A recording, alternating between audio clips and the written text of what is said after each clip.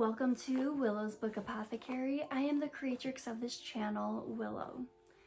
Today I would like to share with you my most recent bookish purchase, and that would be the Literary Witches Oracle deck. As I have mentioned in one of my previous videos, Books for Tarot Lovers, which I will link in the description box below, I am a huge fan of divination. I believe that tapping into your intuition every day is so important. So I decided to splurge on this oracle deck. You see, this deck has a few of my favorite things. Oh, I hope I don't post that. That was just...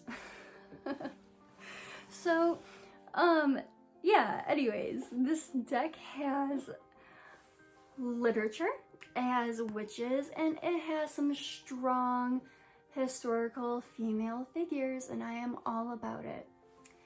I'm going to do a very quick explanation of tarot versus oracle decks for those of you watching this who may not necessarily be familiar with the difference between the two. Tarot decks are always the same cards. You will get the same exact major arcana cards, you will get the same exact minor arcana cards. In other words, you are always getting the same cards, but made with different imagery and potentially different terminology. So it's always going to be the same thing. However, oracle decks, there's just room for anything and everything. Within this specific deck, it is broken up into two different categories. So half of the cards are pictures of different female literary figures throughout history who have been believed to be witches. And the other half of the cards are symbols that are often seen in literary works. So I will definitely do a quick flip through so you can see every single card. I won't go through the explanation of each one, but I will flip through each card so you can see it. I am currently writing my first horror novel, and not only as a writer, but as a female writer, I'm actually finding it fairly difficult to dig deep within myself and pull out a lot of these dark and taboo thoughts and putting them down on paper. It's a lot harder than I thought it was going to be. I have a story in my head and I have all these characters in my head, but actually writing them down is a very daunting task, but I am really enjoying it.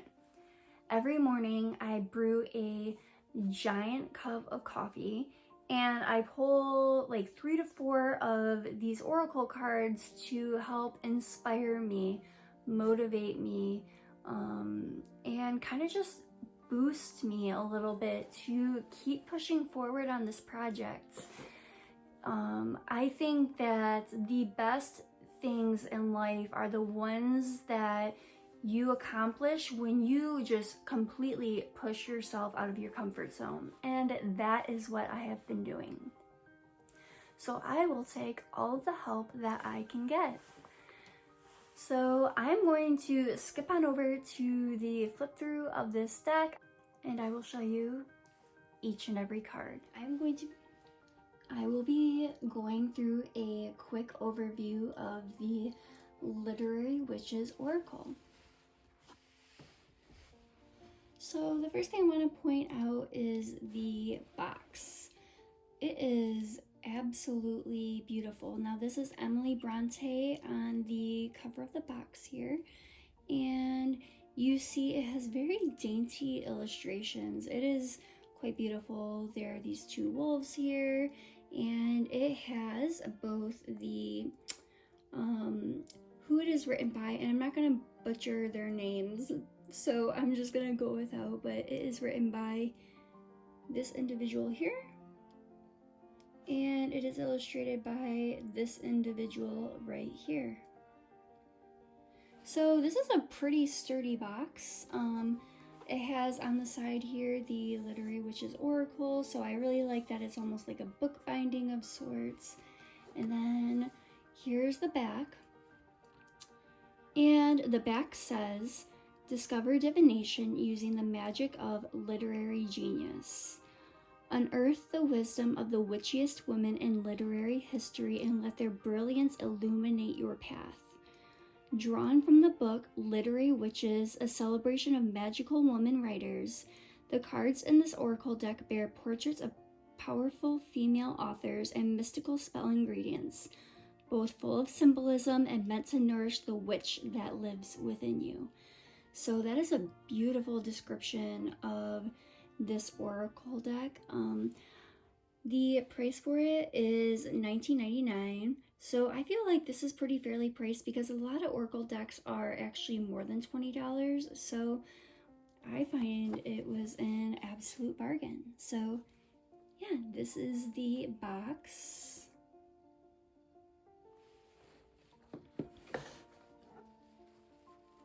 The inside, when you open it, it has the guidebook, which I will do a quick flip through with you, and it also has this really pretty, almost minimalist like wallpaper with inside of it. So the guidebook is really nice actually. It does have a binding on it, and when you open it, it is a color. Now, I'm not going to read through the guidebook itself, but I will just flip through. It does have suggestions on single card layouts for daily readings, examples. It has 3 card layouts and then more examples here. So the first segment of cards will be the witches. And as you can see, there are beautiful full color illustrations of each card and a quick description and trait that is associated with each card. So you can see here, Anna Akhmatova. Anna Akhmatova is endurance, and Emily Bronte embodies fantasy, and so on and so forth. One thing is that these cards are not numbered, so if you are a fan of oracle cards that are numbered, unfortunately you do have to flip through this book. However, I find it really easy as all the illustrations in the cards are pretty easy to differentiate between. And then the second set of cards are the witches' materials. I don't know if I'm holding this straight or not. Here we go, the witches' materials. And like I mentioned, these are like more of the symbolism that you see in a lot of stories. So they all have a very small description of what each material could represent, and of course use your intuition as you move through this deck of what, you know, each material could mean for you. And yeah, so that is the guidebook.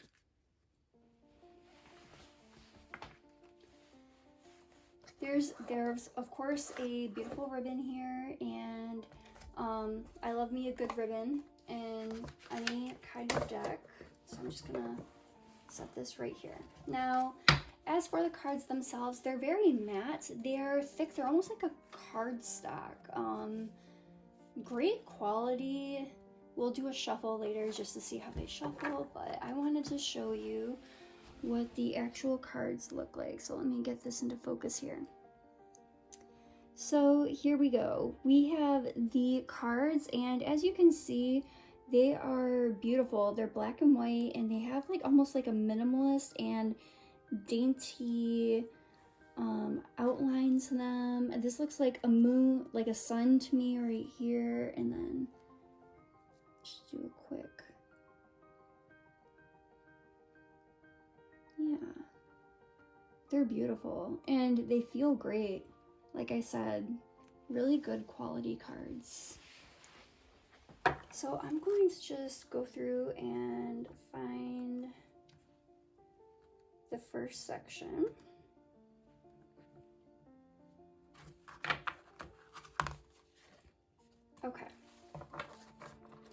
So these are the Witches Materials cards. I'm just going to set these over here for now, and we'll come back to them. And we will go through the witches themselves.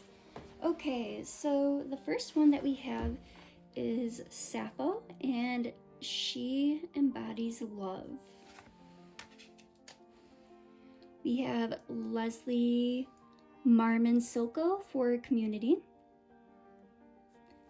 These illustrations are so beautiful. Jamaica Kincaid for history. Mirabai for devotion, and I'm really sorry if I mispronounce any of these women's names. Yumiko Kirahashi for transformation. Look at this. This is just, oh, amazing. Maria Sabina for healing. Emily Dickinson for the soul. Joy Hario for bravery. Flannery O'Connor for humanity. Virginia Woolf for vision. Sandra Cisneros for the body. Emily Bronte for fantasy. This is actually the first card that I ever pulled from this deck, and it kind of scares me. I feel like I look like her a lot, and she's holding this house, and the novel that I'm actually writing is about a house. So I don't know, this whole deck just almost feels like an embodiment of myself. So I gotta admit, this is probably my favorite one in the deck so far. We have Octavia E. Butler for the future.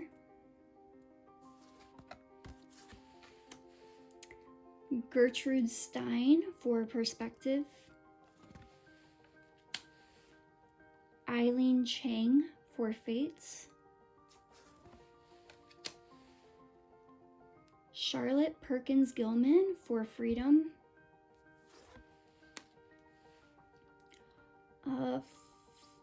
Foroxad, I know I mispronounced that, sorry guys, for rebellion. Angela Carter for identity. Mary Shelley for loss. Anais Nin for the subconscious. Toni Morrison for power. Anne Carson for the intellect. Audre Lorde for justice. Janet Frame for belonging. Alejandra Pizamic for solitude. Shirley Jackson for family. Sylvia Plath, the dark. Agatha Christie for trickery. Zora Neale Hurston for story. And Anna Akhmatova for endurance. So these are all of the witches, the female literary authors. These are all of the cards for them. And then we have the witches materials here. So we have ghost, house, glove, noose, lion, elixir, praying mantis, creature's paw, eel, snail, cauldron, wildflowers, apple, tree, cat, doll, it's really spooky, chicken, mushrooms, wolf, skull, white dress, toad, eye, wall, book, it's quite beautiful, spider, moon, pond, braid, milk, lantern, bees, boar, volcano, peacock, wings, rabbit, knife, teacup, and hedgehog. So those are all of the cards within this oracle deck. Honestly, I'm blown away by this deck, you guys. I mean, between the illustrations and the materials, truly, I mean, what a great investment. And let's do a quick. So they do flip. They don't stick, which is really nice.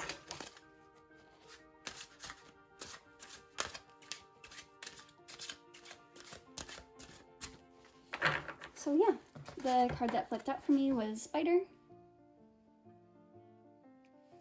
So that is the overall quick overview of this Literary Witches Oracle deck. As always, thank you so much for swinging by my channel. I post new bookish content every Thursday.